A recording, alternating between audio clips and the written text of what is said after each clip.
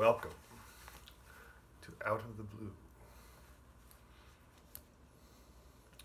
So, through the study of geology, we know that the Earth has an age. And not only do we know that the Earth has an age, we know that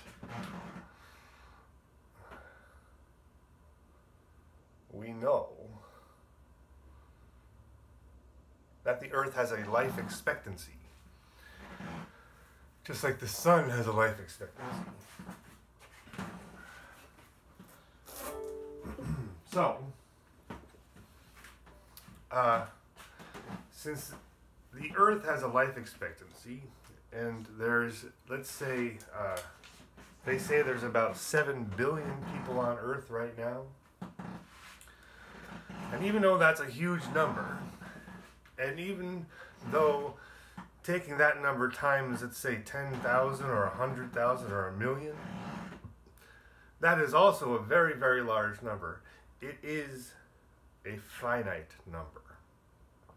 Okay? So what I'm saying is that there are 7 billion humans on Earth right now, and it's also possible to calculate approximately how many humans will ever live on Earth, okay? And that will be a finite number because the Earth has a life expectancy, as does the sun. So at some point, the sun is going to go supernova, and it's going to be so big that it's bigger than the orbit of the Earth around the sun. And the entire Earth will be swallowed up by the sun and will no longer exist. So the Earth, we know, has an age. The sun has a life expectancy, but the sun has a life cycle.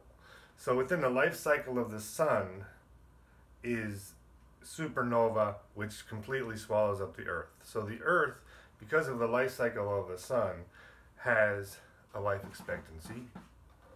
And even if you figure that humans are going to live on forever until the Earth is destroyed, even though that's an enormous number, an astronomical number, it is still a finite number. Okay? And so, since we in spirit are infinite, since we in spirit are infinite,